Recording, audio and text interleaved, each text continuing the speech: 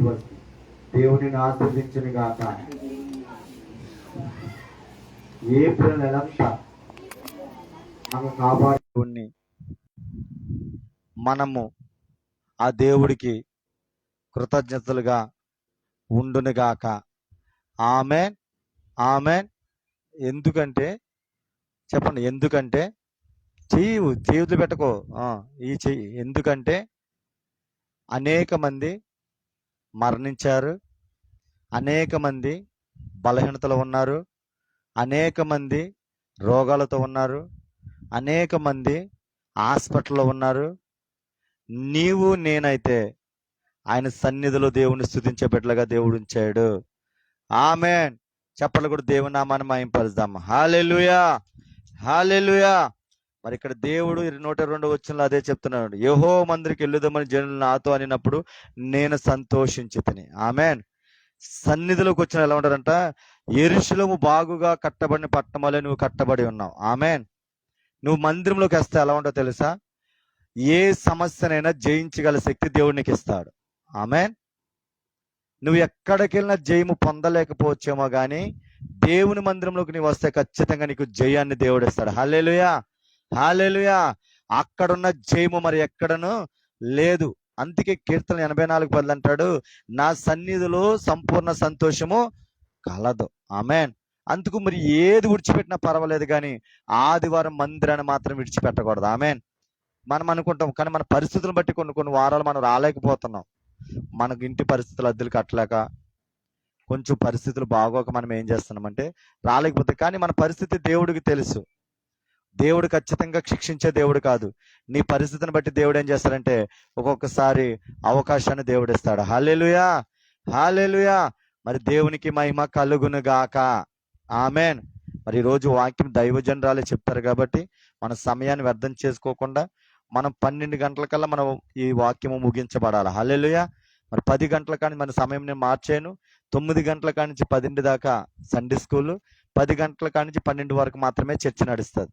ఎందుకంటే యాసకాలం ఉంది కాబట్టి తొందరగా ముగించుకొని తొందరగా వెళ్ళిపోతాం. ఒకవేళ 2 ఆదివారంలో ప్రొబ్బలు ఉంటుందేమో, అప్పుడు ఒక అరగంట అటిట్లో అవుతుంది అంతే. హల్లెలూయా, హల్లెలూయా. చూడండి, మరి సాక్ష్యాల సమయం ఇది. మరి దేవుడు మహా కృపను బట్టి దేవుడు మరి ఈ అల్పుడైన నన్ను ఎంతగా వాడుకుంటున్నాడంటే అది నాకే అంతు చిక్కని విధంగా ఉంది. నాకే అంతు చిక్కని విధంగా ఉంది. మరి ఎమ్మెల్యేగా పోటీ పడిన ఒక వ్యక్తికి ప్రార్థన చేయడానికి దేవుడు కృప చూపించాడు. ఏమి జరుగుతుందో, ఎలా జరుగుతుందో, ఏమవుతుందో, ఎలా చేయాలో ప్రతిదీ కాడ దైవ ఆత్మ ద్వారా ఆ వ్యక్తికి నేను చెప్పినప్పుడు ఇవన్నీ నిజమే అని చెప్పినప్పుడు మరి దేవుడు ఊరినే నన్ను పంపించలేదయ్యా, మీకు కొన్ని విషయాలు చెప్పమన్నారు, ఆ విషయాలు చెప్పినట్టు మేము నీకు చెప్తున్నానని కొన్ని విషయాలు చెప్పాను. ఆ విషయాల గురించి మేము కూడా ప్రార్థన చేస్తున్నాం. హల్లెలూయా. ఎందుకంటే ఎలక్షన్ నిలబడినప్పుడు తినే వాళ్ళు ఎక్కువ ఉంటారు. ఎవరు ఎక్కువ ఉంటారు? ఎక్కడ చెట్టు నుంచి వస్తుందా తినేదా మన వాళ్ళు ఎక్కువ ఉంటారు. అది మనము దాన్ని గ్రహించాలంటే దేవుడే మన మీద దృష్టి ఉంచి ఆలోచన చెప్పాలా, అవునా కదా? ఆ ఆలోచన దేవుడు తనకు దయచేయాలని ప్రార్థన చేసాం. రెండోది ఏంటంటే 3 గుంపులుగా ప్రార్థన పెట్టాలన్నప్పుడు ఆ వ్యక్తి కోసం మనం ప్రార్థన చేస్తానే ఉన్నాం. హల్లెలూయా. దేవుని చిత్త ప్రకారము ఎవరు గెలవాలో దేవుని చిత్తంలో ఉంది కాబట్టి దేవుడే ఆ వ్యక్తిని గెలిపించాలనుకుంటే దేవుడే గెలిపిస్తాడు. హల్లెలూయా. మరి మొదటి సాక్ష్యం అది.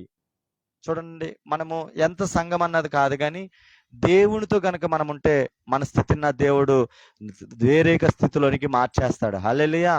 మనం 1,00,000 మంది ఉన్నామా అని కాదు, 1000 మంది ఉన్నామా అన్నది కాదు.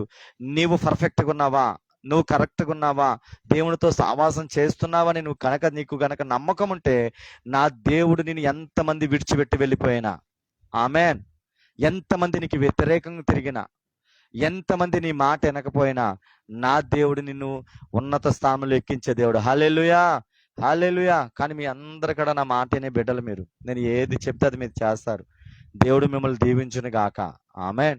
మీరు ఒక్కొక్క పని ఉన్నప్పుడు మీరు చేయట్లేదు కానీ పని లేనప్పుడు మాకు ఖచ్చితంగా ఈ పని విషయంలో, చైర్ల విషయంలో, టెంట్ వేసే విషయంలో ఇవన్నీ కూడా మీరే చేస్తారు. నేనైతే చేయలే, కానీ ఈ మధ్య కాలంలో మేము చేస్తున్నాం. కానీ మీ పనులు బట్టి మీరు చేయలేకపోతున్నారు.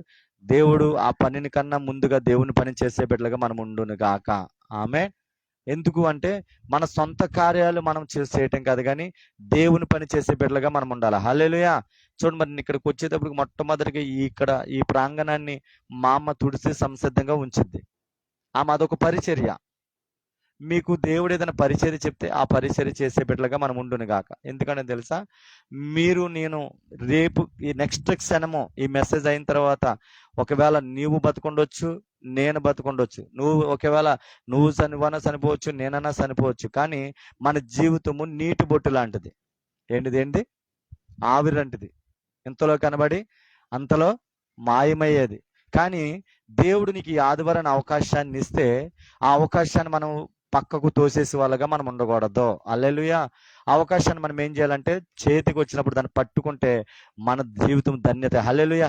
అదే నీకు లాస్ట్ రోజు అవుతే దేవుడు నీకు సాక్ష్యం ఏం చెప్తాడంటే, అయ్యా ఇదిగో నువ్వు పలానాది వేసావు, పలానా చేసావు అని దేవుడు ఏమంటాడంటే సాక్ష్యాన్ని అక్కడ చెప్తాడు. హల్లెలూయా. దయచేసి మీ అందరికీ నేను చెప్పిన పని మీరు వింటారు, నేను చెప్పినట్టే మీరు చేస్తారు. ఆ దాంట్లో డోకా లేదు. దేవుడు మిమ్మల్ని అందరిని దీవించును గాక. ఆమెన్. రెండో సాక్ష్యం ఏంటంటే, హైదరాబాద్లో సుజి అని ఒక చెల్లి ఉంటుంది. ఆ చెల్లి నేను నా ప్రార్థన అంటే చాలా నమ్మకం అనమాట. అంటే ఏది చెప్తే అది జరిగిపోతుంది. దైవజనులు శాంసన్ జోషువా అన్న చెప్పాడా అది ఖచ్చితంగా జరిగిపోతుందని ఒక నమ్మకం ఆమెకి. అయితే గడిచిన 2 రోజుల క్రితము తన ఫ్రెండోలు డాడీ కంట ఈ స్టంట్స్ అన్ని పూడిపోయి స్టంట్ వేయటానికి, అంటే వెయిన్స్ పంపించడానికి, ఆ స్టంట్ వేయటానికి చాలా కష్టం అని చెప్తున్నారంట.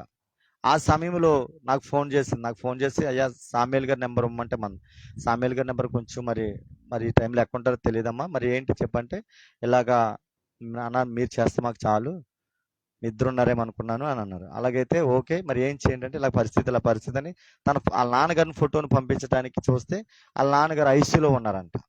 ఐసీలో ఉంటే నేను అన్నాను, ఐసీలో ఉన్నా పర్వాలేదు, మీరు ఏకీభించి ప్రార్థించండి అని చెప్పేసి ఒక water bottle తీసుకోమన్నాను.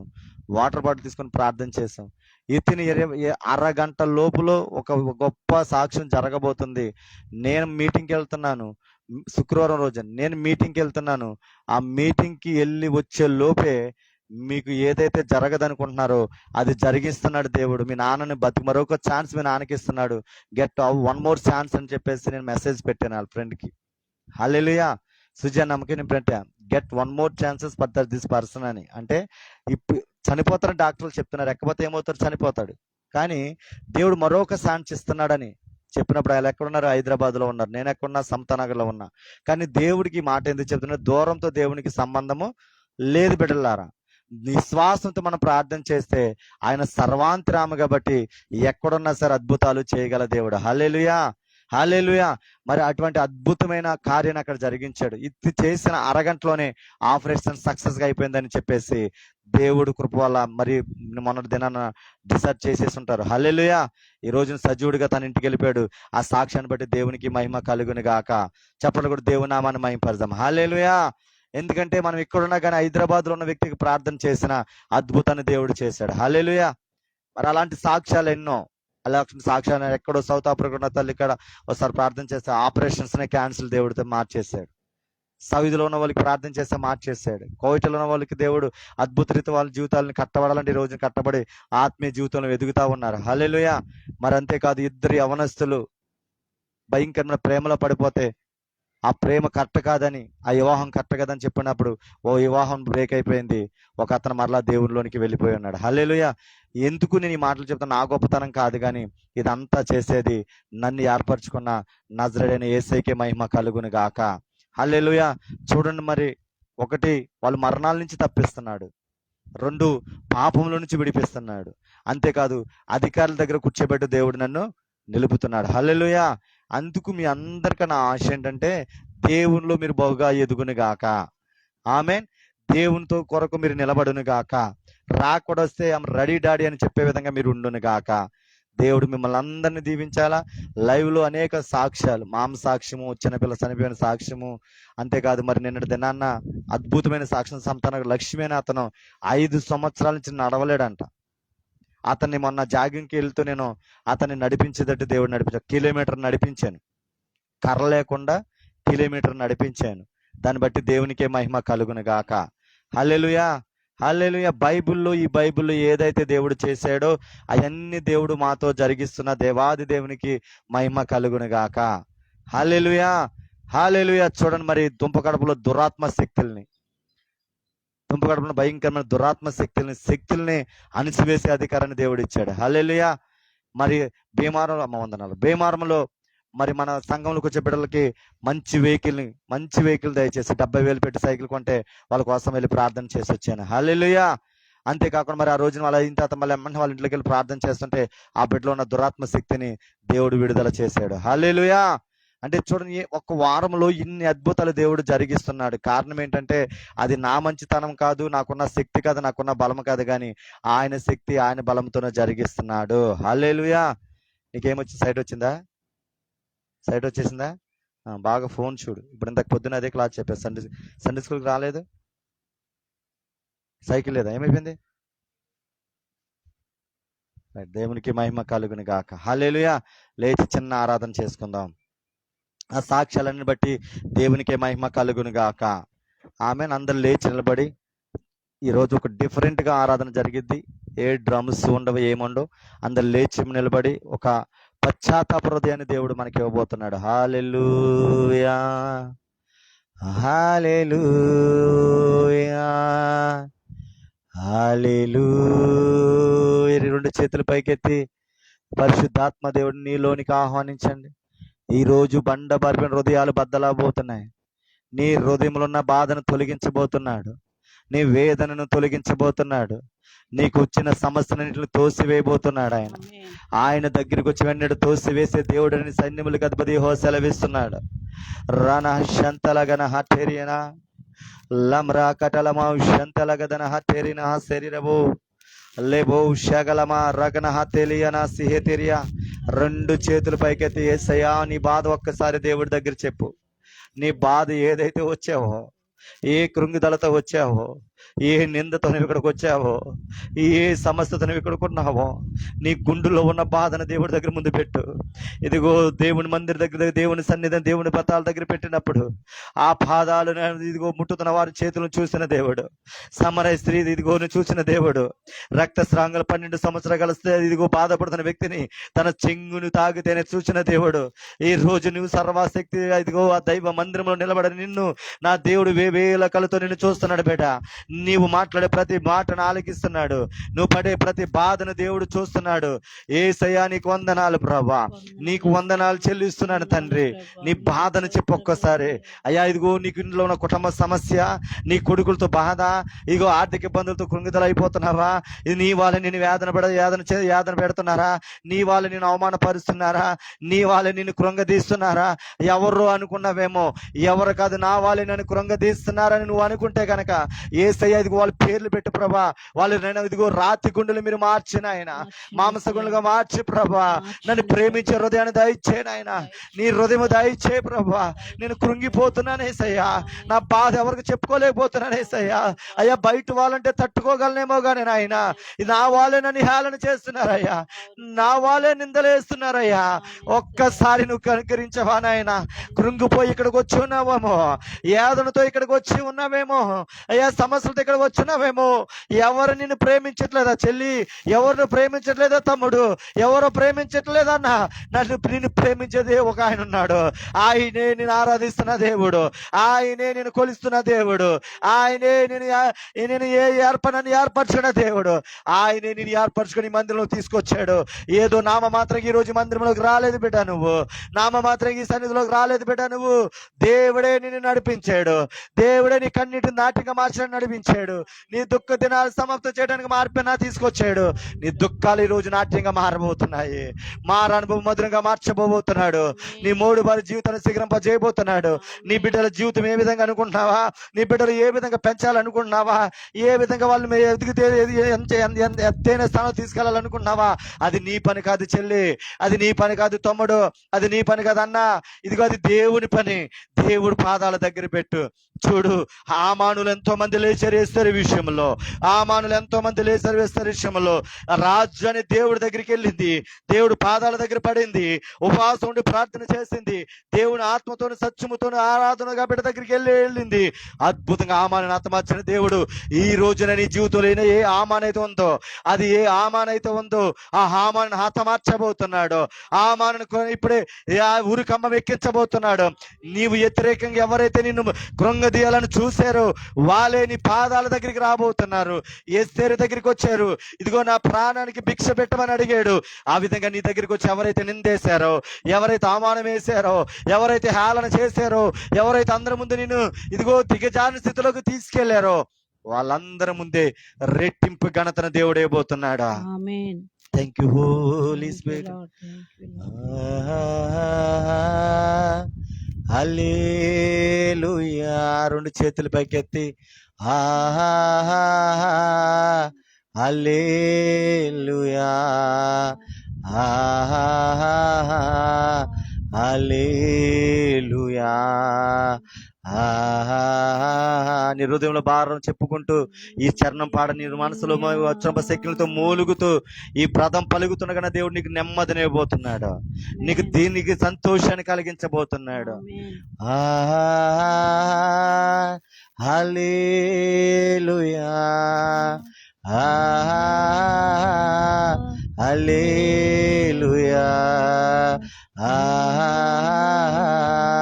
Hallelujah hallelujah. Thank you holy spirit. Daddy నీ ప్రసన్నత, నీ సన్నిధిని మేము కోరుకుంటున్నామయ్యా. నీ దేవదూతలు మా మధ్యలోనికి విడుదల దయచేయండి నాయన. అయా యోధకోదర సమముగా మా మీద పనిచేస్తున్నది నేను మీరు గాండ్రించండి నాయన. అయా ఇదిగో నీవు యుద్ధము చేస్తే మాకు విజయం అన్నావు నాయన. నీవే మా తరపున యుద్ధము చేయండి పరిశుద్ధాత్మ దేవుడా. నీ కృపను మాకు ఇమ్మని ప్రభా. ఈ ఆరాధనంతలో నీ ప్రసన్నతను, నీ శకిన గ్లోరీని మా మీద ఉంచమని నాయన నీ నామంలో అడుగుతున్నాం ప్రభా. నాకున్న వారందరూ నన్ను విడచిపోయినను. రెండు చేతుల పైకి మనస్ఫూర్తిగా ఆరాధించేద్దాం. నాకున్న వారందరూ నన్ను విడచిపోయినను. ఎన్నెన్నో ఇబ్బందులకు గురి చేసినా నీవు నన్ను ఎడవలేదయ్యా తల్లి. ఆయన నిన్ను ఎడవలేదు. నాకున్న వారందరూ నీ గుండెలో బాధ బయటికి తీ. ఈరోజు ఎవరి మీద ఆస్తి పెట్టుకోవద్దు, ఇంకా ఎవరి వైపు చేతులు చాచొద్దు, ఎవరిని ఇంక నమ్మొద్దు. నీవు దేవుని వైపే నీ చూపు, దేవుని వైపే నీ చేతులు, దేవుని పాదాలు పట్టుకు ఈ రోజు నుంచి. ఎన్నెన్నో ఇబ్బందులకు గురి చేసినా నీవు నన్ను ఇడవలేదయ్యా. బా ఎంత మంచి దేవుడవేసయ్యా, ఎంత మంచి దేవుడవేసయ్యా. మా చింతలన్నీ తీరేనయ్యా నిన్ను చేరితే.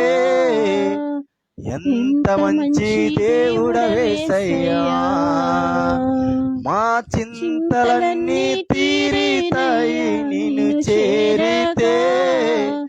ఎంత మంచి దేవుడవేసయ్యా. ఎంతో అవమానముతో ఉన్నావా, నేను నీకు తోడుగా ఉన్నాను. ఎంతో అవమానముతో ఉన్నావా, నేను నీకు తోడుగా ఉన్నాను అని చెప్పుతున్నా నా యేసయ్యా. నీకే తమ్ముడు, నీకే చెల్లి అని చెప్పుతున్నా యేసయ్యా.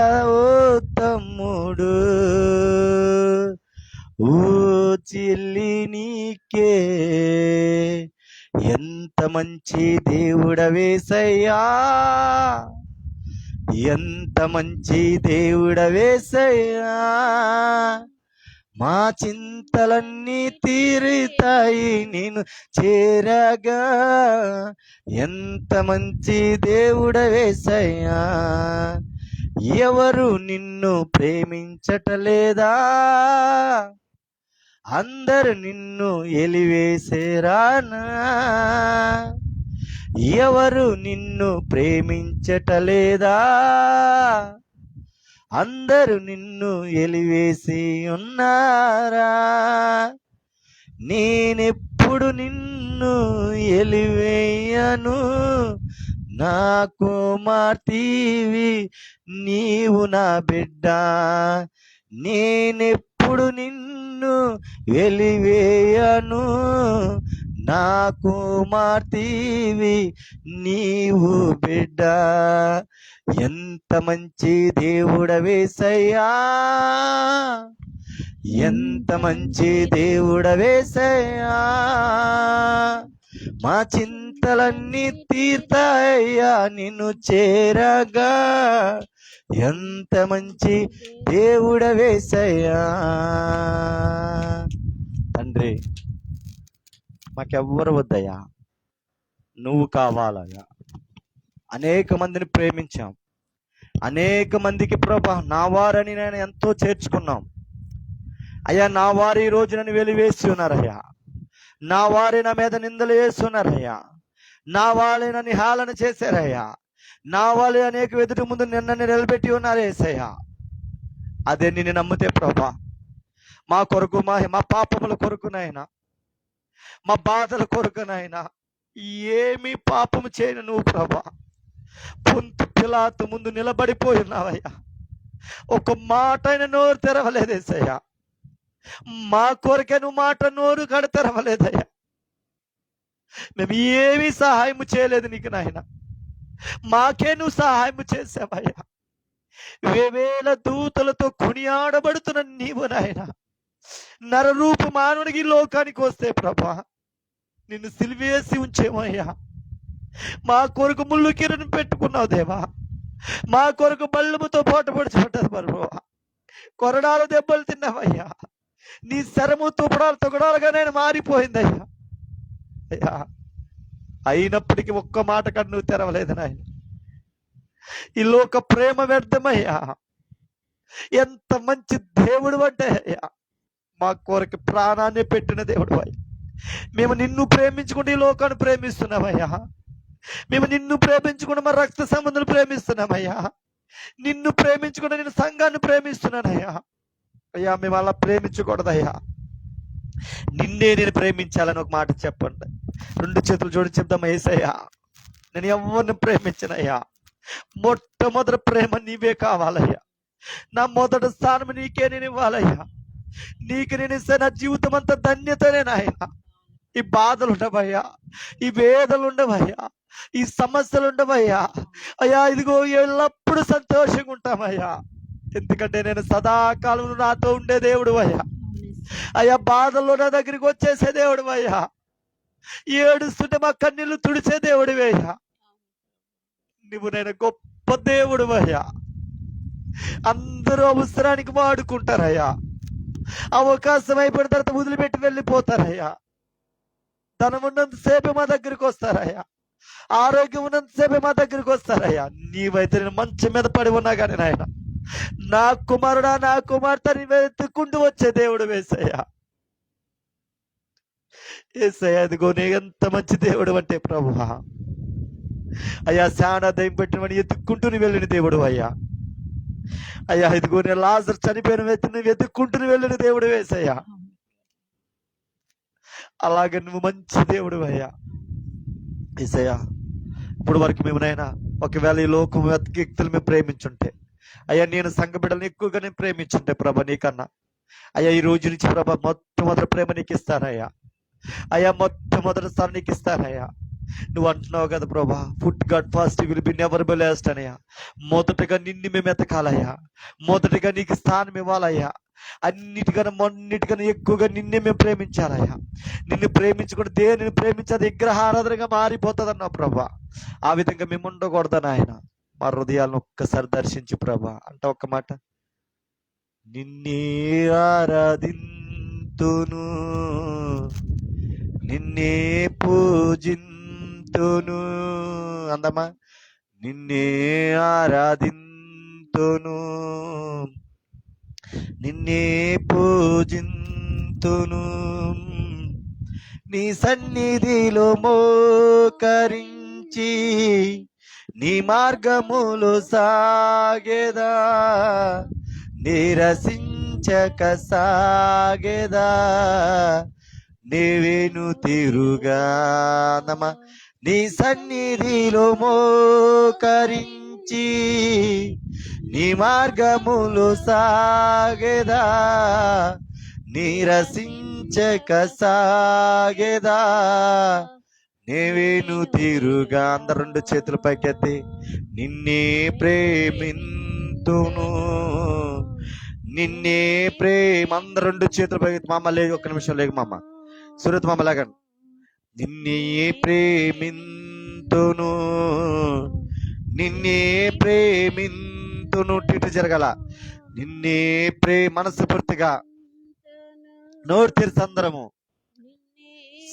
ఇంకొంచెం గట్టిగా స్వరము, నిన్నే ప్రేమింతును, నిన్నే ప్రేమింతును.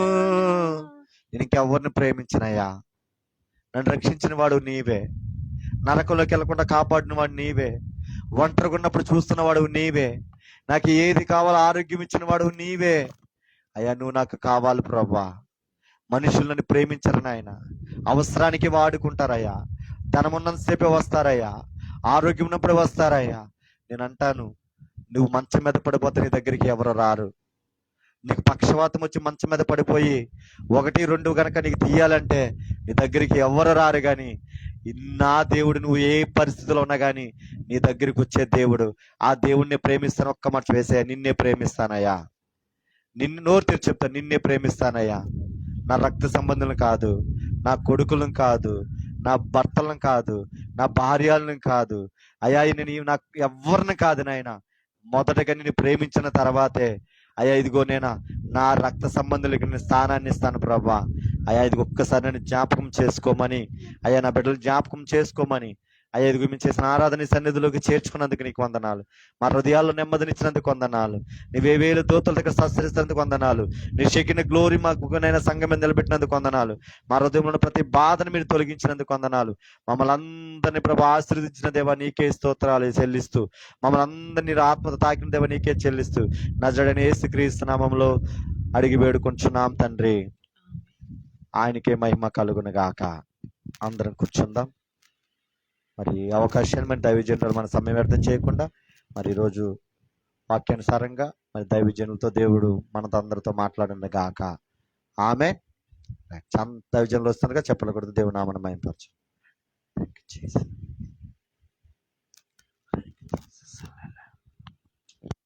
అందరికడ దైవజనులు వస్తుండగా చెప్పకూడదు. దేవుడు నామను మహిమపరచండి. హల్లెలూయా.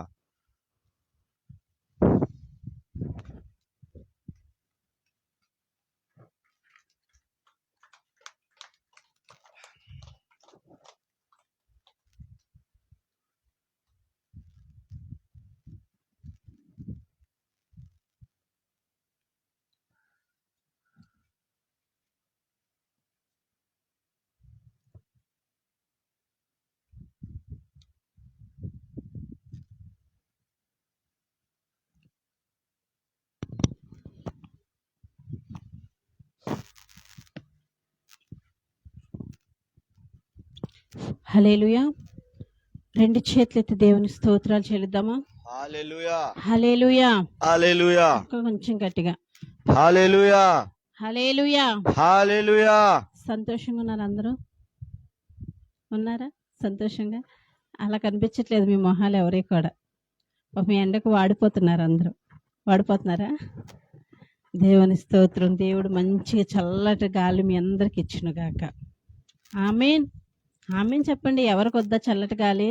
నాకైతే కావాలి, మీకు వద్దేమో. చిన్న ప్రార్థన చేసుకుందాం. అందరు తలలు వంచి ప్రార్థనలోకి పోదాం. మహాపరిశుద్ధుడా, ప్రేమగల తండ్రి, మహోన్నతుడా, నీకు వందనాలు స్తోత్రాలు చెల్లించుకుంటున్నాం ప్రభా. గొప్ప దేవ, పరిశుద్ధాత్మదేవా, నీకు స్తోత్రాలు ఇస్తాయా. ఇదిగున ప్రభానైనా ఉదయకాల సమయంలో ప్రభానైనా అయా తండ్రి ఇప్పటి వరకు నా ప్రభ జరిగిన ప్రతి కార్యక్రమంలో నువ్వు తోడుండి నడిపించు నా ప్రభ. ఇదిగున ప్రభ అతి శ్రేష్టమైన ప్రాముఖ్యమైన సమయంలోకి మేము వెళుచున్నాము నా ప్రభనైనా. అయా ఇదిగో నా ప్రభ, నీ బిడ్డలతో నువ్వేం మాట్లాడాలో నా ప్రభనైనా, వారికి ఏం అవసరం ఉందో నా ప్రభ, వారి హృదయానికి ప్రభ, వారి జీవితానికి ఏది కావాలో నా ప్రభ, సమస్తం ఎరిగిన దేవుడు నా ప్రభ. అయా బిడ్డలతో నువ్వు సూటిగా తేటగా మాట్లాడండి నా ప్రభనైనా. అయా తండ్రి ఇదిగో నా ప్రభనైనా, నిలబడిన నన్ను నీ సిలువ చాటు మరుగుపరుచుకొని నీ ఏడింత ఆత్మతో నింపడిన ప్రభ, నీ నోటి బొరగా వాడుకొనన్న ప్రభ. పరిశుద్ధాత్మదేవ అయా ఇదిగో మేము మాట్లాడితే నా ప్రభ వారికి అర్థం కాదు కన్నా ప్రభ. అయా నీవే బిడ్డలతో సూటిగా తేటగా మాట్లాడు నా ప్రభ నాయన. అయా వినగల చెవిని, గ్రహింపగల మనసుని ప్రతి బిడ్డకి నువ్వు దయచేయండి ఇస్తయ్యా. పరిశుద్ధాత్మదేవ నీవే ప్రభనైనా నీరు కట్టి ఫలింప చేయండి నా ప్రభ. అయా తండ్రి ఇదిగో నా ప్రభనైనా, మంచి నేలలో వేసిన మంచి విత్తనం వలె నా ప్రభనైనా, వారి హృదయంలో నా ప్రభను మంచి విత్తనాలు వేసిన ప్రభ, వారి ఫలించేడు చెట్టుగా ఉండడానికి నీ కృపణ దయచేయండి ఇస్తయ్యా. పరిశుద్ధాత్మదేవ నీవే సహాయం చేసి మహిమ పొందుకొనమని యేసు నామములో అడుగుచున్నాం తండ్రి. ఆమేన్. ఆమేన్. ఆమేన్.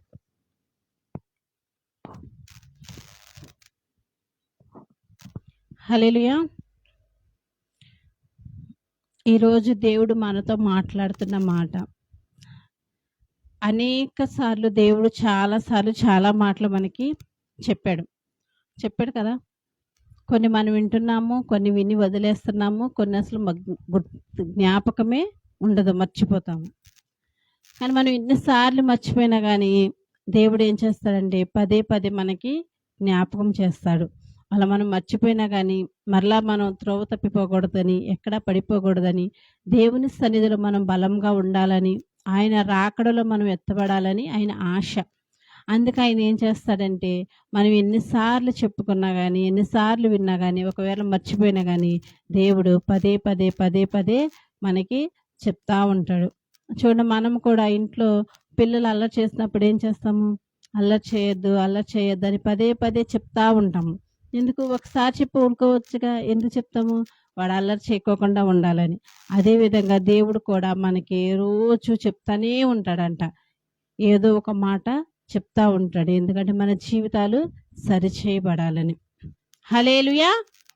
అదేవిధంగా ఈరోజు దేవుడు ఒక మాట చెప్తున్నాడు. ఏంటంటే ఆయన మనకి ఏదైతే చెప్పాడో ఆయన అది చేసి చూపించాడు.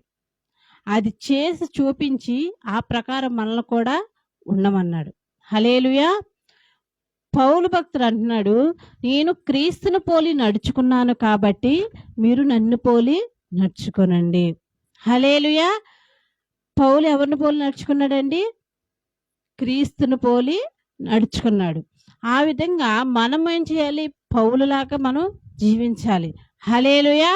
చూడండి, ఇప్పుడు మనము క్రీస్తులాగా పౌలులాగా జీవిస్తే మనల్ని చూసి ఎదుటి వాళ్ళు మనల్ని చూసి నేర్చుకుంటారు. హల్లెలూయా.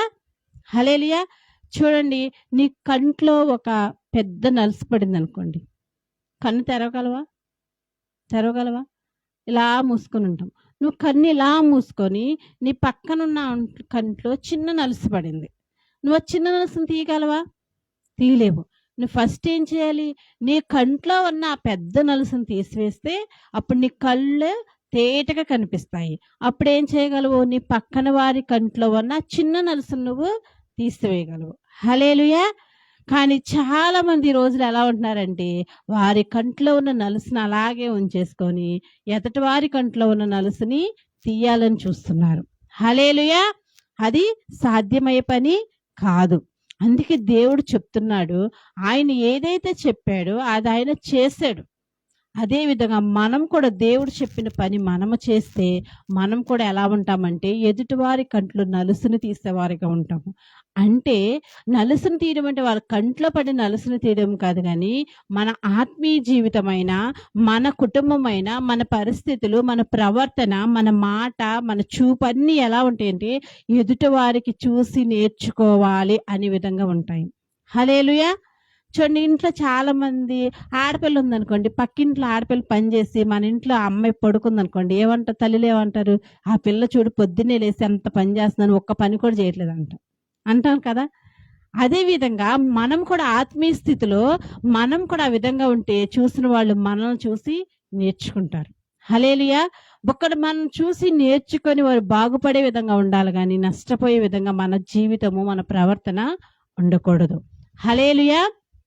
మరి దేవుడు ఈరోజు చెప్తున్నాడు, ఆయన చెప్పిన ప్రకారం ఆయన చేశాడంట, అదే ప్రకారం మనము కూడా చేయాలంట. హల్లెలూయా. ఆదికాండము 21వ అధ్యాయము 1వ వచనము. ఆదికాండము 21వ అధ్యాయము 1వ వచనము.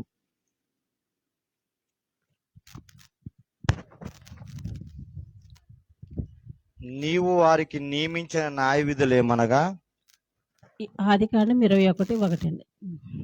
నీవు వారికి నియమింపవలసిన న్యాయ విధులేమనగా, అది కాదండి. యెహోవా యెహోవా తాను చెప్పిన ప్రకారము శారాను దర్శించెను. హల్లెలూయా. ఇది మొత్తం వద్దండి. యెహోవా తాను చెప్పిన ప్రకారము. హల్లెలూయా. యెహోవా తాను చెప్పిన ప్రకారము. చూడండి, ఆయన అక్కడ ఆ మాట నాకు చాలా ఆలోచింప చేసింది.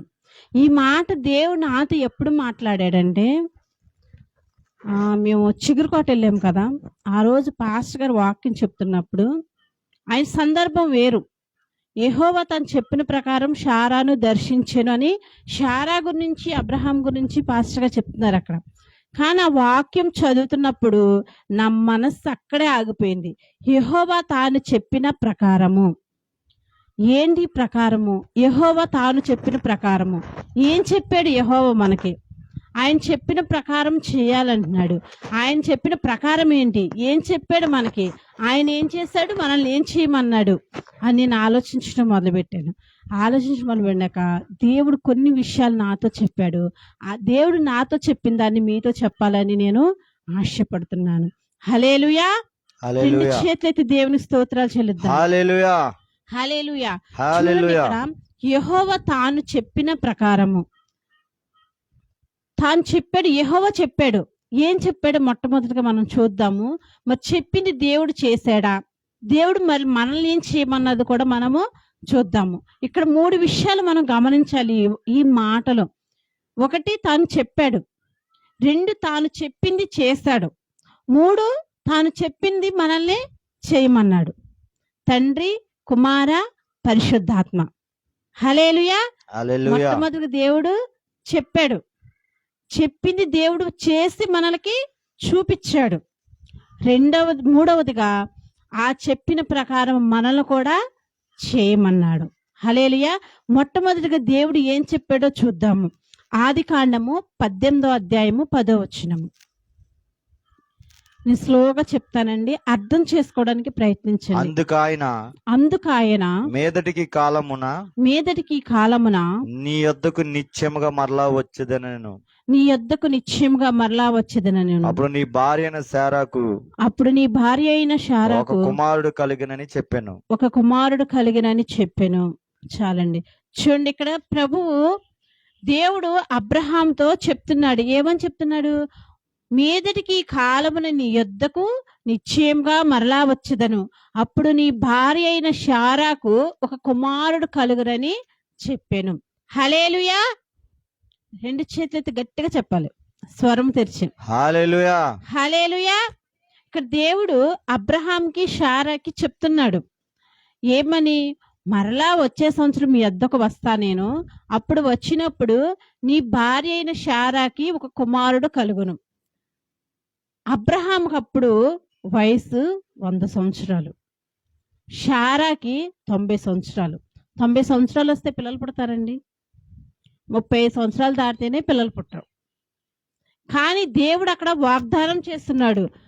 ఎప్పుడు వెంటనే అట్లా సంవత్సరం తర్వాత వస్తాను మరలా. దేవుడు ఎందుకు సంవత్సరం తర్వాత వస్తా అన్నాడు? బిడ్డ కనాలంటే 9 నెలలు టైం పట్టిద్ది.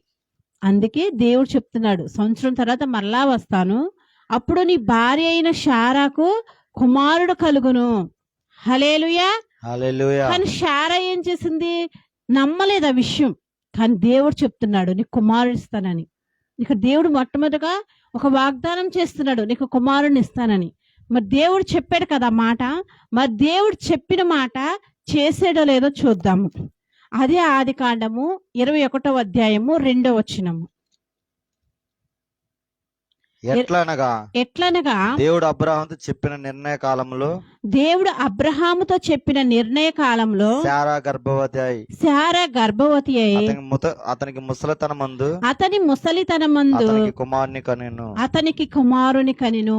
హల్లెలూయా. దేవుడు ఎప్పుడు చెప్పాడు? 18వ అధ్యాయము 10వ వచనంలో చెప్పాడు. ఏమని? మరలా నిశ్చయంగా నీ యొద్దకు వస్తాను, వచ్చే సంవత్సరం ఈ రోజు కల్లా నీకు కుమారుడు కలుగునని అబ్రహాంతో చెప్పాడు. చెప్పిన తర్వాత 18వ అధ్యాయంలో దేవుడు వాగ్దానం చేశాడు. 21వ అధ్యాయంకి వచ్చేపాటికి దేవుడు చెప్తున్నాడు చూడండి. ఎట్లనగా దేవుడు అబ్రహాంతో చెప్పిన నిర్ణయ కాలంలో ఎప్పుడు చెప్పాడు? దేవుడు సంవత్సరం టైం అడిగాడు. హల్లెలూయా. సంవత్సరం టైం చెప్పాడు. ఆ సంవత్సరం టైంలోనే, అంటే నిర్ణయ కాలంలో అన్నాడు చూడండి. నిర్ణయ కాలంలో శారా గర్భవతి అతని ముసలితనమందు అతనికి కుమారుని కనెను. హల్లెలూయా. చప్పటి కొట్టి దేవుని నామాన్ని మహిమపరచుకుందాం. హల్లెలూయా. దేవుడు చెప్పాడా? ఏం చెప్పాడు దేవుడు? నీకు కుమారుని ఇస్తా అన్నాడు. ఇస్తానన్న దేవుడు ఇచ్చాడా లేదా? హల్లెలూయా. అదేవిధంగా దేవుడు నీ జీవితంలో కూడా ఏదైనా వాగ్దానం చేస్తే దేవుడు చెప్పిన నిర్ణయ కాలంలో ఖచ్చితంగా ఆ వాగ్దానం నీ జీవితంలో నెరవేరి తీరుతుంది. హల్లెలూయా. దేవుడు చెప్పాడు అబ్రహాముతో, నిర్ణయ కాలంలో నీకు మరలా సంవత్సరం వచ్చేపాడు కుమారుడు కలుగుతాడని. అదే విధంగా నిర్ణయ కాలంలో శారంట అతను ముసలితనమందు అతనికి కుమారుని కందంట. దేవుడు చెప్పింది చెప్పినట్టు చేశాడు. హల్లెలూయా. రెండవదిగా ఆదికాండము 12వ అధ్యాయము 2వ వచనము. ఆదికాండము 12వ అధ్యాయము 2వ వచనం. నిన్ను గొప్ప జనముగా చేసి నిన్ను ఆశీర్వదించి నీ నామమును గొప్ప చేయుదును, నీవు ఆశీర్వాదంగా ఉందువు. హల్లెలూయా. ఇక్కడ అబ్రహాముతో దేవుడు మరి ఒక వాగ్దానం చేస్తున్నాడు. ఒక వాగ్దానం చేస్తాడు, కుమారుని ఇస్తానని ఇచ్చాడు. మరి ఒక వాగ్దానం చేస్తాడు చూడండి, నిన్ను ఆశీర్వదిస్తాను, నిన్ను గొప్ప చేస్తాను. హల్లెలూయా. నీ నామమును గొప్ప చేస్తానని దేవుడు వాగ్దానం చేస్తున్నాడు అబ్రహాముతో. అంటే ఏంటి? అబ్రహాము, నువ్వు ఆశీర్వదింపడతావు, నువ్వు గొప్ప జనముగా ఉంటావు, నీ నామాన్ని గొప్ప చేస్తాను. ఆశీర్వాదం అంటే ఏంటండి? మనం ఆశీర్వదించబడ్డం అంటే ఏంటి? సైకిల్ కూడా లేని వాళ్ళు బండి కొనుక్కోవడం ఆశీర్వాదం. అద్దింట్లో ఉండేవాళ్ళు ఇల్లు కట్టుకోవడం ఆశీర్వాదం. అప్పులు చేసి బ్రతికే వాళ్ళు అప్పిచ్చే విధంగా ఉండడం ఆశీర్వాదము. ఆత్మీయ స్థితిలో పడిపోయిన వారు ఒక ఉన్నతమైన ఆత్మీయ స్థితిలో బలంగా ఉండడం ఆశీర్వాదము. అది ఆశీర్వాదం, దేవుడిచ్చే ఆశీర్వాదము. అబ్రహాంకి దేవుడు మరి ఆ విధంగా ఆశీర్వదిస్తానని మాట ఇచ్చాడు. తను చెప్పాడు నిన్ను ఆశీర్వదిస్తానని. మరి దేవుడు ఇచ్చిన మాట అబ్రహామును ఆశీర్వదించాడో లేదో చూద్దాము. ఆదికాండము 13వ అధ్యాయము 2వ వచనము. అబ్రహాము ఎండి బంగారము పశువులు కలిగి బహు ధనవంతుడై ఉండెను. హల్లెలూయా. చూడండి, అబ్రహాం అంటే ఏమేం కలిగి ఉన్నాడండి? వెండి, బంగారము, పశువులు కలిగి బహుధనవంతుడై ఉన్నాడంట. 12వ వచనంలో చెప్పాడు దేవుడు నిన్ను ఆశీర్వదిస్తానని. 13వ వచనంలోకి వచ్చేపాటికి అబ్రహాం అక్కడ ఏమేమి ఉన్నాయి చూడండి.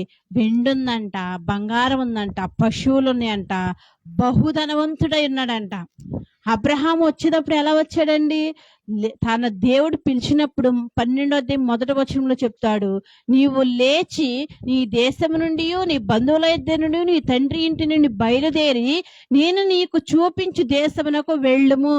దేవుడు ఏమంటున్నాడు? నీ దేశం నుండి నీ బంధువుల ఇద్దరు నుండి బయలుదేరి నేను నీకు చూపించే దేశానికి వెళ్ళమన్నాడు. అంతేగాని దేవుడు నువ్వు ఒక 10 కిలోలు బంగారము, ఒక 10 కిలోలు వెండి, ఒక 10 లక్షల డబ్బు తీసుకొని నువ్వు రా అనలా దేవుణ్ణి. దేవుడు అనలేదు అబ్రహాముని. ఏమన్నాడు? నీకున్న సమస్తాన్ని విడిచిపెట్టే, నీ ఊరిని విడిచిపెట్టు, నీ బంధువుల్ని విడిచిపెట్టు, నీకున్నంత విడిచిపెట్టేసి నేను చెప్పే ప్రాంతానికి వెళ్ళు అన్నాడు. అబ్రహాం ఏం చేశాడు? దేవుని మాట విని వెళ్ళాడు. వెళ్తున్నప్పుడు అబ్రహాంతో దేవుడు చెప్పాడు, నిన్ను ఆశీర్వదిస్తాను, నేను గొప్ప జనంగా చేస్తాను, నీ నామాన్ని గొప్ప చేస్తానని చెప్పాడు. చెప్పిన విధంగానే దేవుడు చేశాడు. వెండి బంగారములు పశువులు కలిగి బహుధనవంతుడై ఉన్నాడంట. హల్లెలూయా. హల్లెలూయా. ధనవంతులు అవడం గొప్ప, ధనవంతులు కాకుండా బహుధనవంతుడై ఉన్నాడంట అబ్రహాము. హల్లెలూయా. దేవుడు చెప్పిన పని చెప్పినట్టు చేశాడా? కుమారుని ఇస్తానన్నాడు, ఇచ్చాడు. ధనమునిచ్చి ఆశీర్వదిస్తానన్నాడు, ఆశీర్వదించాడు. మూడవదిగా చూద్దాము, యోహాను సువార్త 4వ అధ్యాయము 50వ వచనము. యోహాను సువార్త 4వ అధ్యాయము 50వ వచనము.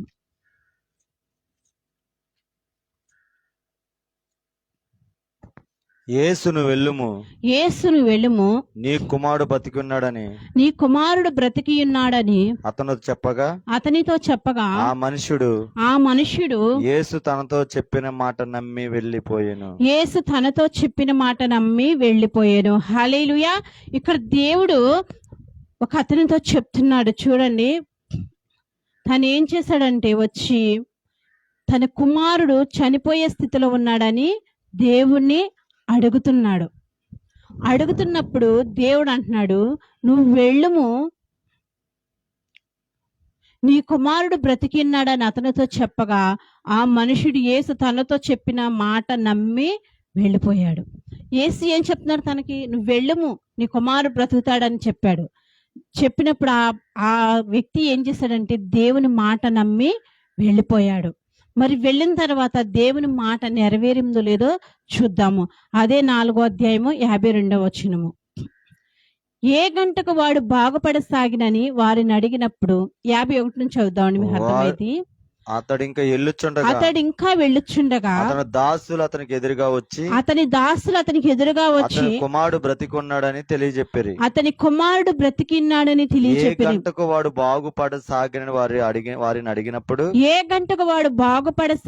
వారిని అడిగినప్పుడు ఒంటి గంటకు జ్వరము వారిని విడిచినని అతనితో చెప్పిరి. వారు నిన్న 1 గంటకు జ్వరము అని విడిచినని అతనితో చెప్పిరి. నీ కుమారుడు బ్రతికి ఉన్నాడని యేసు తనతో చెప్పిన గంట అదే. నీ కుమారుడు బ్రతికిన్నాడని యేసు తనతో చెప్పిన గంట అదే అని తండ్రి తెలుసుకొని. చాలండి. చూడండి, ఆ యజమానుడు వచ్చాడు, దేవుణ్ణి అడిగాడు. దేవుడు చెప్పాడు, నువ్వు వెళ్ళు, నీ కుమారుడు బ్రతుకుతాడని. తను వెళుతూ ఉండగానే దారిలో ఎదురుగుండా తన సేవకులు వచ్చారంట.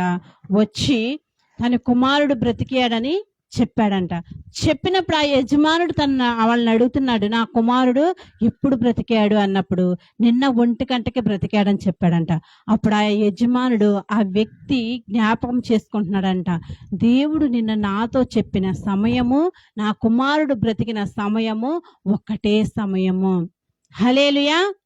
చూడండి, పాత నిబంధన గ్రంథంలో అబ్రహాముకి కుమారులు కలడానికి 1 సంవత్సరం టైం తీసుకున్నాడు దేవుడు. అదే విధంగా తను ఆశీర్వదించడానికి 12వ అధ్యాయంలో వాగ్దానం చేస్తే 13వ అధ్యాయంలో దేవుడు ఆశీర్వదించాడు. కానీ కొత్త నిబంధనలు వచ్చిన తర్వాత ఆ దేవుడు మనకి కృపాకాలాన్ని ఇచ్చాడు. హల్లెలూయా. మనం ఏ కాలంలో ఉంటే కృపాకాలంలో ఉన్నాము. అందుకే దేవుడు ఇంకా ఆలస్యం చేయడంట. నువ్వు ఎప్పుడైతే దేవుడిని అడుగుతావో తక్షణమే నీకు ఇచ్చేసే దేవుడు. హల్లెలూయా. దేవుడు చెప్పాడు, నీ కుమారుడు బ్రతుకుతాడు అని చెప్పాడు. దేవుడు ఏ క్షణమైతే ఆ మాట చెప్పాడో ఆ క్షణమే తన కుమారుడు బాగుపడ్డాడు. హల్లెలూయా.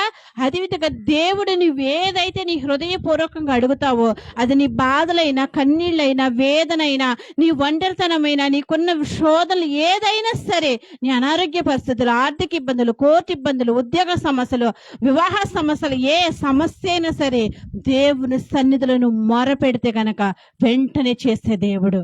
హల్లెలూయా. హల్లెలూయా. చూడండి, ఆ వ్యక్తి కుమారుని దేవుడు బ్రతికించాడు. ఎప్పుడైతే దేవుని నోట నుంచి మాట వచ్చిందో తక్షణమే ఆ కుటుంబంలో కార్యము జరిగింది. హల్లెలూయా. అదే విధంగా దేవుడు నీకు ఇచ్చిన మాటను కూడా వెంటనే చేసే దేవుడు. హల్లెలూయా. దేవుడు ఇక్కడ 3 సార్లు మనకి ఒక్క ఉదాహరణలు చూపించాడు. 3 సార్లు దేవుడు ఇచ్చిన మాటని నెరవేర్చుకున్నాడు. 4వదిగా మత్తయి సువార్త 16వ అధ్యాయము 21వ వచనము. మత్తయి సువార్త 16వ అధ్యాయము 21వ వచనము. అప్పటి నుండి తాను యెరూషలేమునకు వెళ్ళి పెద్దల చేతను ప్రధాన యాజకుల చేతను శాస్త్రుల చేతను అనేక హింసలు పొంది చంపబడి 3వ దినమున లేచుట అగత్యమని యేసు తన శిష్యులకు తెలియచేయ మొదలుపెట్టగా. హల్లెలూయా. ఇక్కడ 4వదిగా దేవుడు చెప్తున్నాడు. మొట్టమొదటిగా బైబిల్లో దేవుడు చెప్పిన కార్యాలు అనేకం ఉన్నాయి, దేవుడు చేసిన పనులు కూడా చాలా ఉన్నాయి. కానీ అవన్నీ చెప్పుకుంటే మనకి సమయం చాలా అయిపోద్ది. మళ్ళీ 12 దాటిపోయింది అనుకోండి, మీరు అందరు నా ఇంకా ఇలా చూస్తారు. ఆ ఎండ వేడి కంటే మీ చూపుల వేడి ఎక్కువైపోద్ది. కాబట్టి నేను 4 విషయాలు మాత్రమే మీకు చెప్తున్నాను. హల్లెలూయా. మొట్టమొదటిగా దేవుడు అబ్రహాముకి కుమారుని ఇస్తానని చెప్పాడు, కుమారుని ఇచ్చాడు వృద్ధాప్యంలో. 2వదిగా అబ్రహాము ఏమీ లేని స్థితిలో వచ్చినప్పుడు ఆశీర్వదిస్తానన్నాడు, ఆ బహుధనవంతుడిగా ఆశీర్వదించాడు. చనిపోయే స్థితిలో ఉన్న తన కుమారుని బ్రతికిస్తానని ఆ యజమానుడితో చెప్పాడు. చెప్పిన ఆ గడియలోనే తన కుమారుణ్ణి దేవుడు బ్రతికిచ్చాడు. 3వదికి ఇక్కడ చెప్తున్నాడు దేవుడు, యేసు చనిపోయి 3వ దినమందు మరల లేచుట అగత్యము. హల్లెలూయా. ఆయన అనేక శ్రమలు పొంది అనేక ఇబ్బందులు పొంది చనిపోయి 3వ నాడు మరలా నేను తిరిగి లేస్తానని దేవుడు చెప్పాడు. హల్లెలూయా. చెప్పిన విధంగా మరి దేవుడు లేచాడా లేదా చూద్దాము. అదే మత్తయి సువార్త 28వ అధ్యాయము 6వ వచనము. 28వ అధ్యాయము 6వ వచనము. ఆయన ఇక్కడ లేడు, ఆయన ఇక్కడ లేడు, తాను చెప్పినట్టు ఆయన లేచి ఉన్నాడు. తాను చెప్పినట్టు ఆయన లేచి ఉన్నాడు. చప్పట్లు కూడా దేవుని మహింపరుద్దామా. హల్లెలూయా. హల్లెలూయా. దేవుడు ఏం చెప్పాడు? నేను చనిపోయి 3వ నాడు ఖచ్చితంగా తిరిగి లేస్తానన్నాడు. తాను చెప్పినట్టు ఆయన తిరిగి లేచాడు. హల్లెలూయా. హల్లెలూయా. మనం 4 విషయాలు చూస్తాము. మొట్టమొదటిగా వృద్ధాప్యంలో పిల్లలు కనలేని స్థితిలో, ఇంకా అసలు కనడానికి అవకాశమే లేని స్థితిలో ఉన్న అబ్రహాము శారాకి దేవుడు కుమారుని ఇస్తానన్నాడు. కుమారుణ్ణి చెప్పిన నిర్ణయ కాలంలోనే ఇచ్చేస్తాడు. హల్లెలూయా. అదే విధంగా 2వదిగా ఏమీ లేని స్థితిలో వచ్చినా గాని అబ్రహాముని ఆశీర్వదిస్తానన్నాడు, దేవుడు ఆశీర్వదించాడు. 3వదిగా తను ఆ యజమానుడికి నీ కుమారుడు బ్రతికి ఉన్నానన్నాడు. ఖచ్చితంగా ఏ గడియలో అయితే దేవుడు చెప్పాడు ఆ గడిలోనే కుమారుడు బ్రతికి ఉన్నాడు. 4వదిగా ఆయన చనిపోయి 3వ రోజు లేస్తానని చెప్పాడు. తాను చెప్పినట్టే 3వ నాడు తిరిగి లేచాడు. హల్లెలూయా. హల్లెలూయా. మరి దేవుడు తాను చెప్పింది చెప్పినట్లు చేశాడు. మీరు అనుకోవచ్చు, మరి దేవుడు నాకు చాలా వాగ్దానాలు చేశాడండి, మరి ఇంతవరకు నా జీవితంలో వాగ్దానము నెరవేరలేదు ఎందుకు అని నువ్వు అనుకోవచ్చు.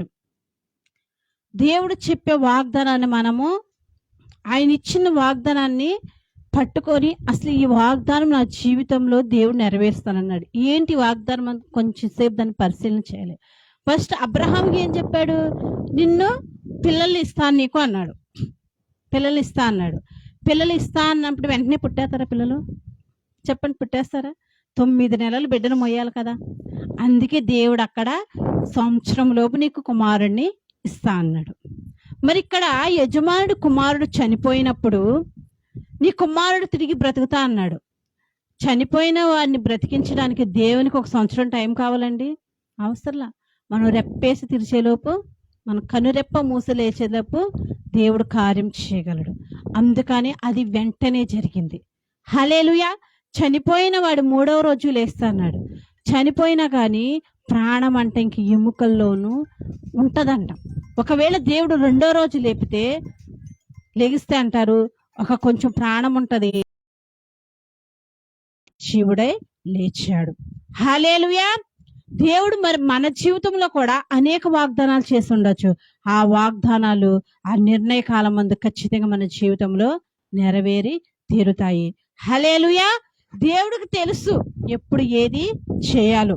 మనం అనుకుంటాము నాకు ఏమి జరగట్లేదు, నేను ప్రార్థనకి వెళ్తున్నాను కానీ, బాప్తీసం తీసుకున్నా కానీ, రక్షణ తీసుకున్నా కానీ నాకు ఏ కార్యం జరగట్లేదని నువ్వు అనుకోవచ్చు. కానీ దేవుడు, మన దేవుడు అంట తగిన సమయమందు స్పందించే దేవుడు. ఆయన ఎప్పుడు ఏది కావాలో ఆయనకి తెలుసు. ఆ సమయంలోనే దేవుడు మనకి ఇస్తాడు. హల్లెలూయా. మరి దేవుడు చెప్పింది చెప్పినట్టు చేశాడు. మరి దేవుడు మనకు చెప్పింది మనం చేస్తున్నాము.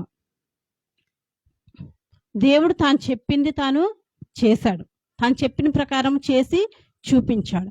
మరి ఆయన కూడా మనకి కొన్ని విషయాలు చెప్పాడు. మరి ఆ ప్రకారం మనం చేస్తున్నామా లేదని కొద్ది నిమిషాలు మనం ధ్యానం చేసుకుందాం. అది కూడా చూద్దాము. మరి దేవుడు చెప్పింది చేశాను. మరి దేవుడు నీకేం చెప్తున్నాడు? మరి నువ్వు ఎలా ఉండాలని ఆశపడుతున్నాడు? నువ్వు ఎలా జీవించాలని ఆశపడుతున్నాడు? ప్రతి మనిషికి ఒక ఆశ ఉంటుంది కదా.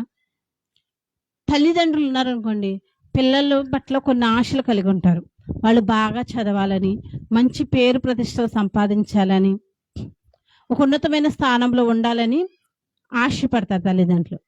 పెళ్లి కాని ఒక స్త్రీ అయితే ఏం ఆలోచిస్తుంది? తనకు మంచి భర్త రావాలని, ఏ అలవాట్లు, తాగుడు, జూదము, ఏ అలవాట్లు, కొట్టేవాడు తిట్టేవాడు కాకుండా మంచి భర్త రావాలని ఆశపడుతుంది.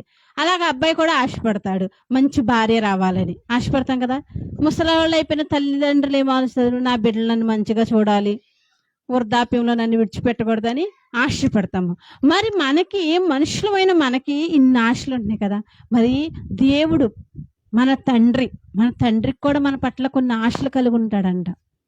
మరి మనం లోకానుసారంగా కన్న బిడ్డలే మనం ఆశ కలిగి ఉంటున్నాం వాళ్ళ పట్ల. మరి దేవుడు మనల్ని కన్నాడు కదా. మన తండ్రి, మనకి జన్మనిచ్చిన తండ్రి, మనల్ని సృష్టించిన తండ్రి. మరి ఆయనకు కూడా మన పట్ల కొన్ని ఆశలు ఉంటాయి. ఉంటాయి లేదా? ఉంటాయని వాళ్ళందరూ హల్లెలూయా చెప్పండి గట్టిగా.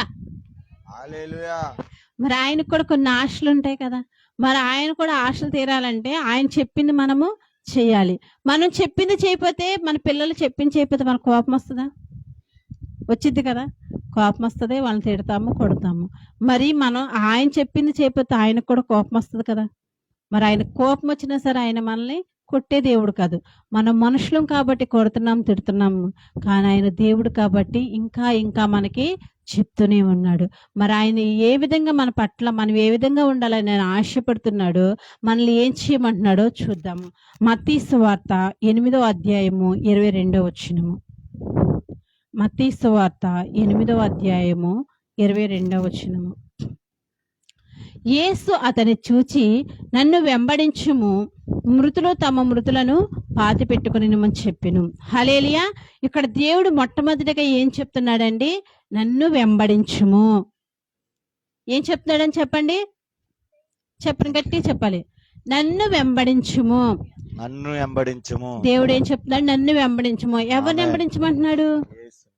యేసుని వెంబడించమంటున్నాడు. కానీ మనం ఏం చేస్తాము? సినిమా హీరోలను వెంబడిస్తాము, హీరోయిన్లు వెంబడిస్తాము, లేదా మన ఇంటి పక్క వారిని వెంబడిస్తాము. ఎవరన్నా కొంచెం స్టైల్గా ఉంటే ఆయన చూసి ఆ స్టైల్ నాకు రావాలని వాళ్ళని వెంబడిస్తాము. లోకాన్ని వెంబడిస్తాము, లోకంలో ఉన్న అందచందాల్ని వెంబడిస్తాము. కానీ దేవుడు ఏమంటున్నాడు?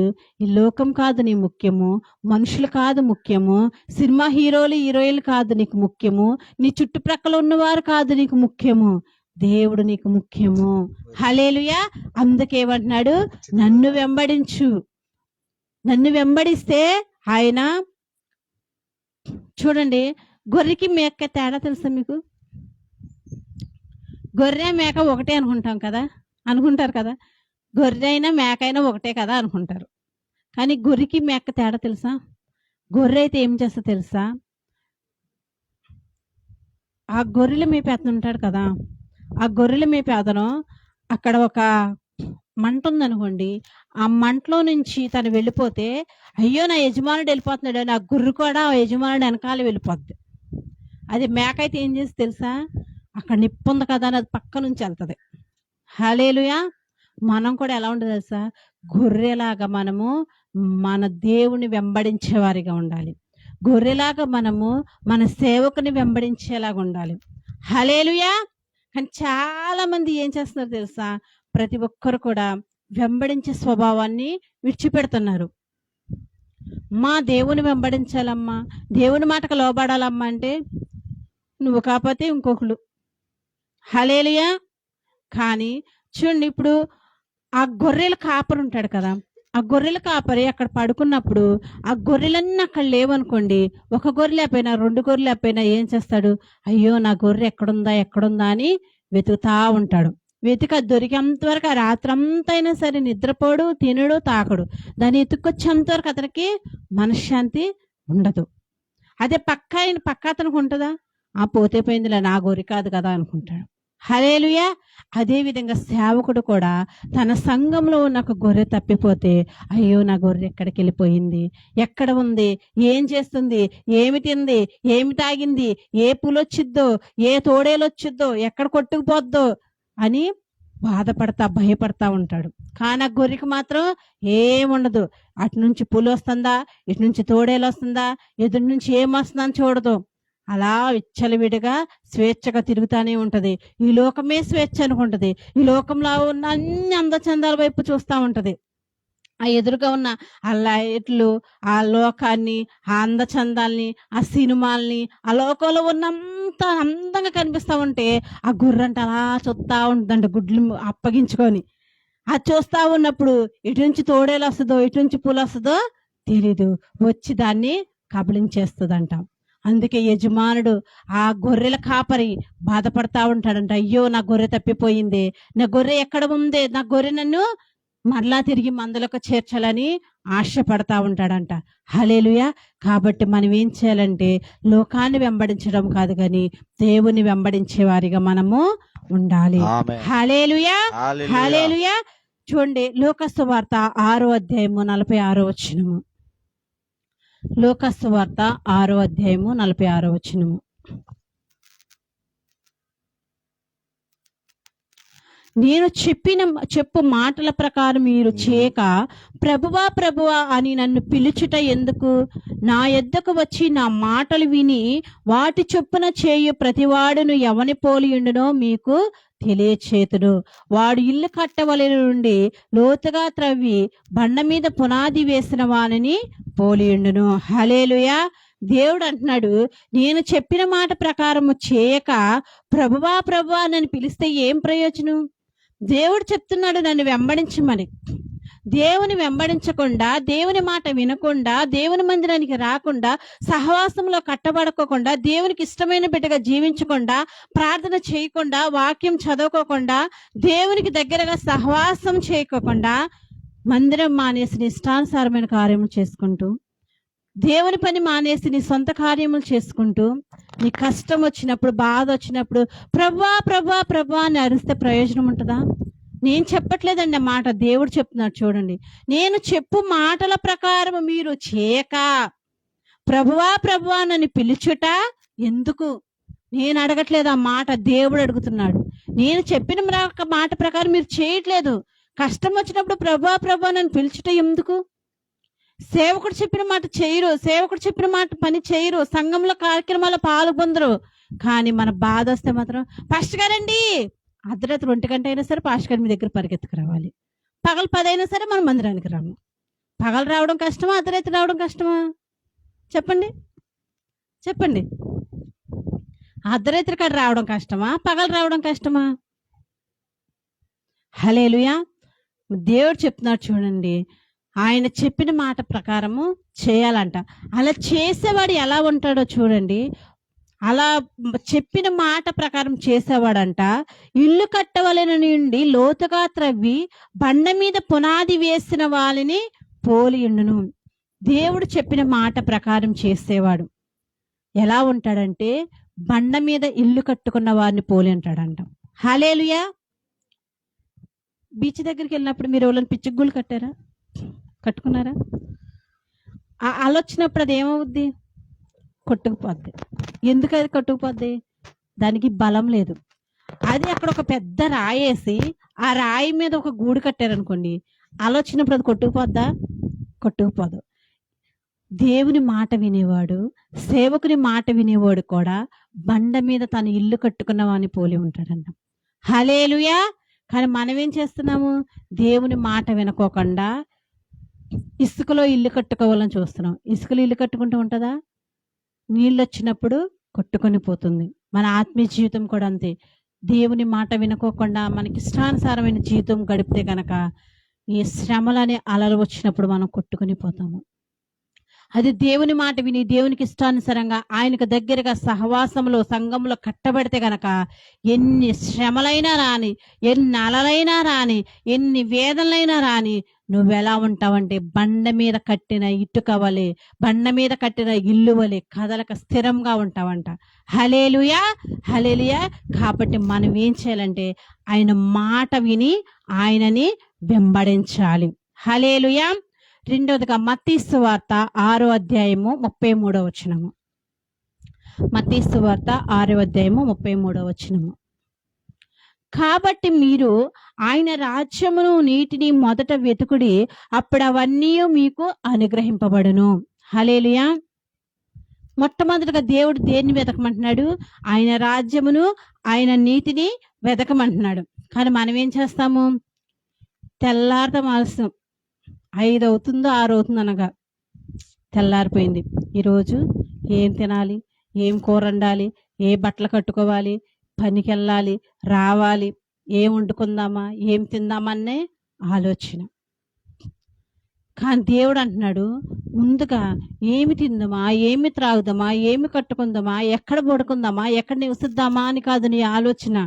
నా రాజ్యమును నా నీతిని వెతకడి, అప్పుడు అవన్నీ మీకు అనుగ్రహింపబడును. చూడండి, సొలొమోను అంట దేవుని దగ్గరికి వెళ్ళి ప్రార్థన చేస్తున్నాడంట.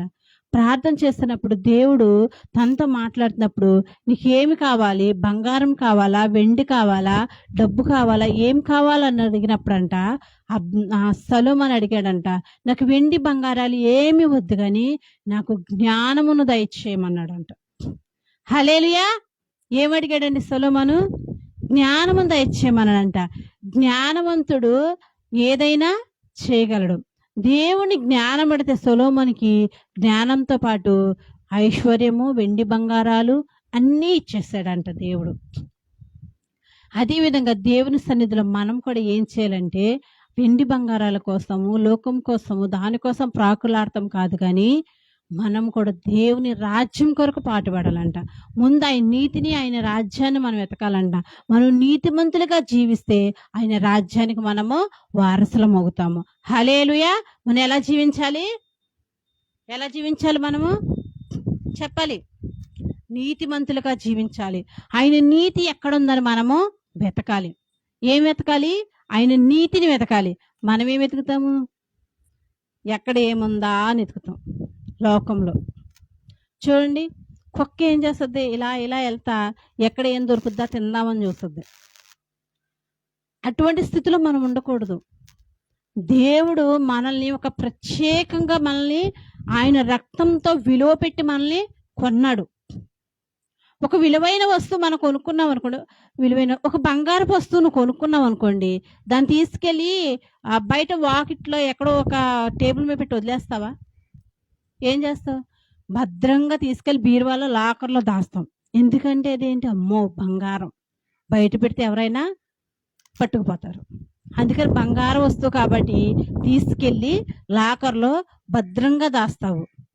కానీ మన దేవునికి ఆ బంగారం కంటే ఎన్నో ఎన్నో ఎన్నో రెట్లు అధికమైన విలువ కలవాళ్ళమంట మనము. హల్లెలూయా. మరి ఆ బంగారాన్ని మనం లాకర్లో పెట్టి దాస్తే దేవుడు మనల్ని ఎంత భద్రంగా చూసుకుంటాడు? చూసుకుంటాడా లేదా? ఆయన చూసుకుంటున్నాడు కాబట్టి ఇంకా మనము సజీవ లెక్కలో ఉన్నాము. ఆయన చూసుకుంటున్నాడు కాబట్టి ఇంకా మనము మందిరంలో కూర్చొని ఆయన ఆరాధించగలుగుతున్నాము. హల్లెలూయా. కాబట్టి మనం ఏం చేయాలంటే దేనికోసం ఆరాటపడడం కాదు, కానీ ఆయన రాజ్యాన్ని, ఆయన నీతిని మనం వెతికితే గనక ఖచ్చితంగా మనకి ఏది అవసరమో దేవుడు ఇచ్చేస్తాడు. హల్లెలూయా. చూడండి, అబ్రహాములాగా వచ్చాం మేము కూడా యాకోబు ప్రాంతానికి. మాకు ఎవరో తెలియదు ఇక్కడికి వచ్చినప్పుడు. ఆఖరికి మా అమ్మగారు కూడా తెలియదు మాకు. కానీ ఇక్కడికి వచ్చిన తర్వాత మీరు ఇంతమంది మా బిడ్డలుగా వచ్చారు. ఇంతమంది వచ్చారు మాకు మీరందరూ ఎక్కడి నుంచి వచ్చారు చెప్పండి? మీకు దేవుడు మాకు ఇచ్చిన వాళ్ళే కదా మీరందరూ. మరి ఎందుకు మేము వస్తంగానే అమ్మో ఇక్కడికి వచ్చేసాం కాబట్టి ముందు మేము అర్జెంటుగా ఇల్లు కట్టేసుకోవాలి, అర్జెంటుగా ఒక కారు కొనేసుకోవాలి, ఒక పెద్ద బంగళా కట్టేసి ఒక పెద్ద కారు కొనేసి ఒక కొంత బ్యాంక్ బ్యాలెన్స్ ఉంచేసుకొని అప్పుడు మేము జనంలోకి వస్తే ఆహా వీళ్ళ కారు ఉంది, ఇల్లు ఉంది, బ్యాంక్ బ్యాలెన్స్ ఉంది అని ఇవన్నీ చూసి జనం మా దగ్గరకు వస్తారు అని మేము అనుకోలేదండి. హల్లెలూయా. ఎందుకంటే మేము ఫస్ట్ ఏం ఆశపడ్డామంటే ఆయన రాజ్యాన్ని కట్టాలి.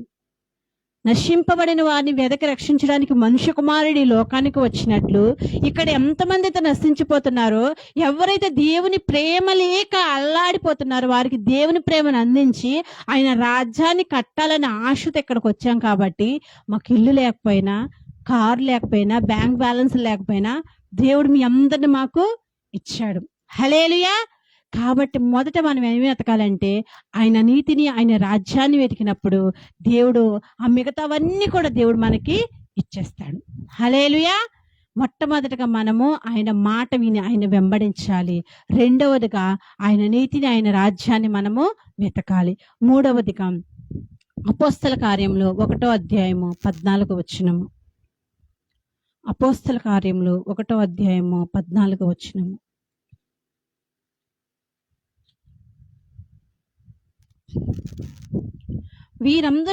వీరితో కూడా కొందరు స్త్రీలను యేసు తల్లి అయిన మరియయు ఆయన సహోదరులను ఏక మనసుతో ఎడతెగక ప్రార్థన చేయుచుండిరి. హల్లెలూయా.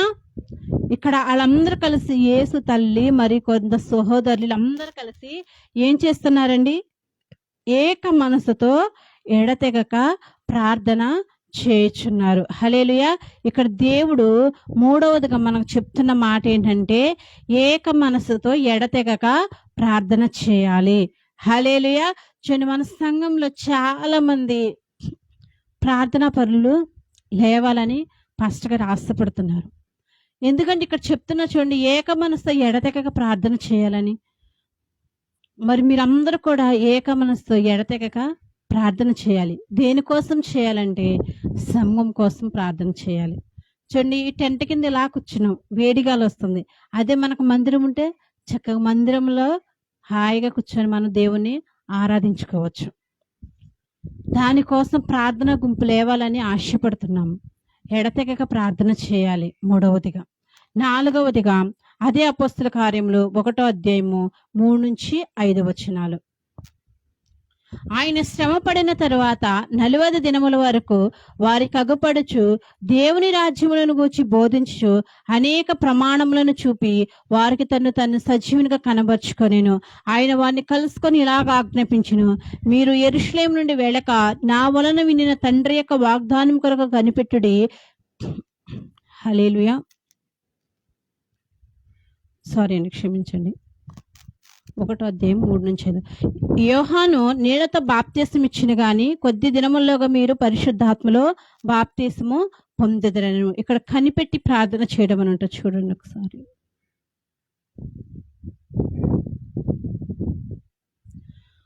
ఆయన శ్రమ పడిన తరువాత 40 దినముల వరకు వారికి అగపడచ్చు దేవుని రాజ్యములను గూర్చి బోధించు అనేక ప్రమాణములను చూపి వారికి తాను సజీవునిగా కనపరుచుకొనెను.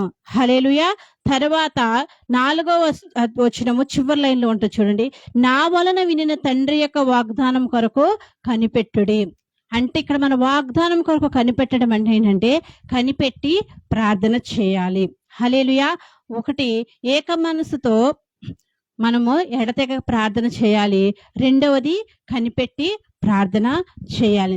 ఆ విధంగా కనిపెట్టి ప్రార్థన చేస్తున్నప్పుడు దేవుడు అనేకమైన గూఢమైన సంగతులు మనతో దేవుడు మాట్లాడతాడు. మన బాధలో ఉన్నప్పుడు, వేదనలో ఉన్నప్పుడు దేవుడు మనకి ఆదరణ ఇస్తాడు. హల్లెలూయా. చూడండి, చాలా సమయంలో మనం హృదయానికి బాధ కలిగినప్పుడు లేదా ఏదైనా సమస్య ఉన్నప్పుడు ఇది ఎంతకాలం చేయాలి, ఇంకెంతకాలం ఇలాగ ఉండాలని మనం ఏదైనా బాధపడి ప్రార్థన చేసినప్పుడు దేవుడు మనకి కొన్ని ఆదరణ మాటలు చెప్తాడు.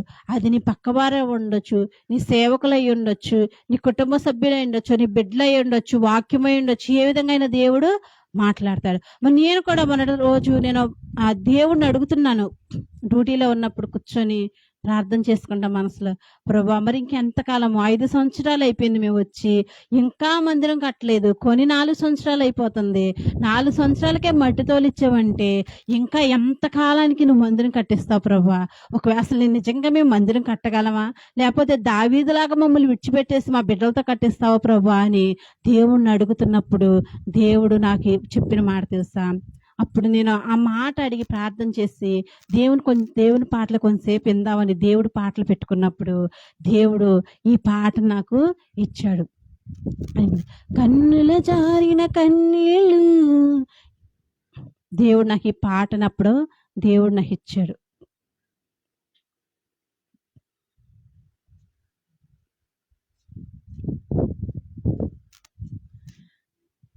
కన్నుల జారిన కన్నీళ్ళు తడిపెను దేవుని పాదాలు, ఇప్పటి నుండి నీ కళ్ళు చూచును దేవుని కార్యాలు.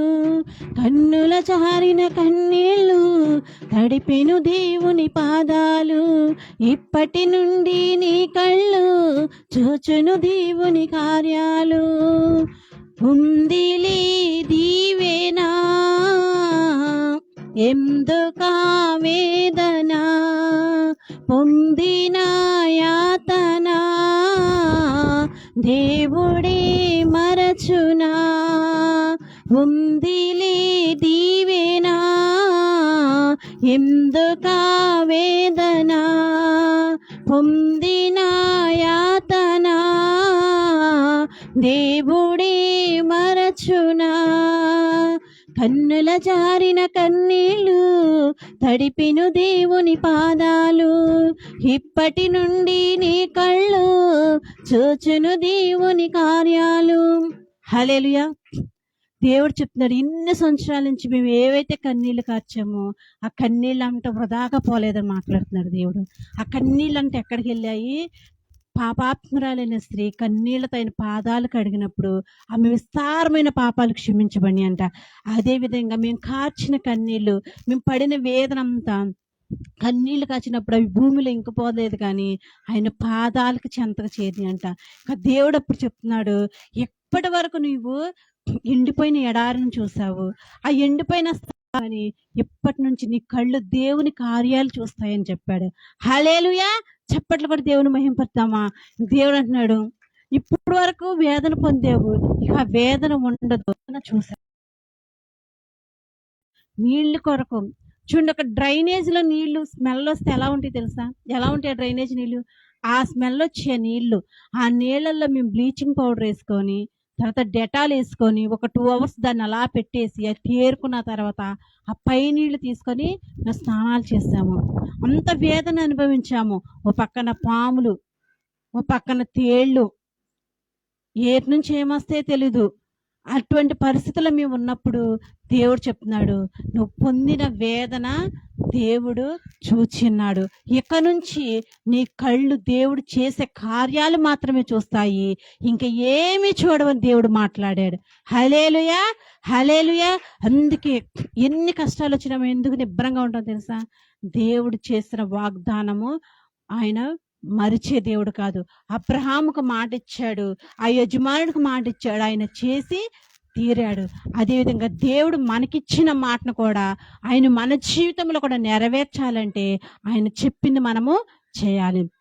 ఆయన ఏం చెప్పాడు?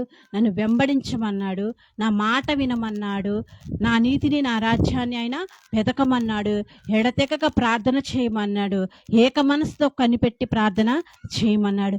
ఇవన్నీ కనుక మనం చేస్తే దేవుడు ఖచ్చితంగా నా జీవితంలో దేవుడు ఇచ్చిన ప్రతి వాగ్దానాన్ని ఖచ్చితంగా ఆయన నెరవేర్చి తీరుతాడు. హల్లెలూయా. ఈ కొద్ది మాటలు ఆయన వెనుకలు ఆలకించును గాక.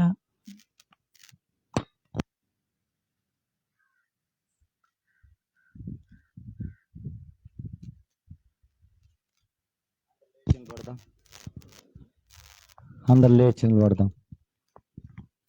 నమ్మకమైన దేవుడవయ్యా నీవే చాలు యేసయ్యా. అందమ్మా, నమ్మకమైన దేవుడవయ్యా నీవే చాలు యేసయ్యా. నేనేమై ఉన్నా ఏ స్థితిలోనున్నా, నేనేమై ఉన్నా ఏ స్థితిలోనున్నా, ఇంకేమి కోరుకోనయ్యా, అసలు ఇంకేమి కోరుకోనయ్యా. అబ్రాహం ఏమీ కోరుకోవాలా, దేవుని మాట పట్టుకున్నాడు అంతే. శారా దేవుని మాట పట్టుకుంది, ఉన్నతమైన స్థానంలో తీసుకెళ్ళింది. ఆ మాట ఏదంటే ప్రార్థన. ఆ ప్రార్థన ఈ రోజు నీ జీవితంలో లేకపోతే గనక, ఒకవేళ కష్టాలు పడుతున్నావో, బాధలు పడుతున్నావో, వాగ్దానాలు నెరవేర్తలేదేమో, ఈ రోజు నీ ఏక మనస్సుతో కనిపెట్టి దేవుని పాదాలు పట్టుకుంటానని ఒక తీర్మానం చేసుకో. తండ్రి నీకు వందనాలు అయ్యా, ఇది ఇప్పటివరకు ఇతని వాక్యాన్ని మా హృదయంలో ఫలింప చేయండి అయ్యా. ఏ గురినైనా ఏది వచ్చి దాన్ని నైనా అయ్యా ఇదిగోనైనా తీసుకెళ్ళనవ్వకుండా ప్రభా అయ్యా, అది నీరు కట్టి ఫలింప చేసి అది మంచి నెలలో పడేటట్టు నీ కృపను దాయిచ్చేయమని దాన్ని నెమరు వేసుకొని నాయన, మరి నేను ఈ రోజు నుంచి ప్రభా అయ్యా సంఘ విషయం ప్రార్థన చేయటమే కానీ, అలాగే నాయన నువ్వు ఇచ్చిన వాగ్దానాలు కనిపెట్టుకొని ప్రార్థన చేయటమే కానీ, నీ మాట వినే బిడ్డలుగా మేము ఉండటానికి కృపను మీరు దాయిచ్చేయమని అయ్యా. ఇదిగో అలాగే అయ్యా, ఇదిగో నెలంతా మమ్మల్ని మీరు కాచి కాపాడు. ఈ థ్యాంక్స్ గివింగ్ సండేలో మమ్మల్ని అందరం సజీవులు గుర్చినందుకు నీకే స్తోత్రాలు చెల్లిస్తూ నజరుడైన యేసుక్రీస్తు నామములో అడిగి వేడుకొంచున్నాం తండ్రి. సమస్త ఘనత మహిమ మీకే చెల్లునుగాక. యెహోవా మాకు కాదు ప్రభా, నీ కృప ఆదిశములను బట్టి ఇప్పటివరకు జరిగించిన సండే స్కూల్ని బట్టి నైనా, ఆరాధన బట్టి నాయన, పాటలను బట్టి నాయన అయ్యా, ఇదిగో ఇక్కడ ప్రభు జరుగుతున్న ప్రతి విషయాన్ని బట్టి కాడనైనా సమస్త ఘనత మహిమ మీరే పొందుకొని అయ్యా, ఇదిగో ఎత్తబడిన దైవజనులు ఇంకా బహుబలంగా మీరు వాడుకొని ప్రభా అనేక మందికి ప్రభ తల్లిగా మీరు నాయన నియమించమని, తను చేస్తున్న జాబ్ విషయంలో కూడా మీరుగా తోడుకొనమని, కట్టబోతున్న సంఘ విషయంలో ప్రభా మీరే సహాయం చేయమని అయ్యా, దాని కొరకు ప్రార్థన చేసే గుంపుని మీరే లేవనెత్తమని నజరుడైన యేసుక్రీస్తు నామములో అడిగి వేడుకొంచున్నాం తండ్రి. ఆమేన్, ఆమేన్. అందరికి వందనాలు. కూర్చుందాం ఒక్క నిమిషం.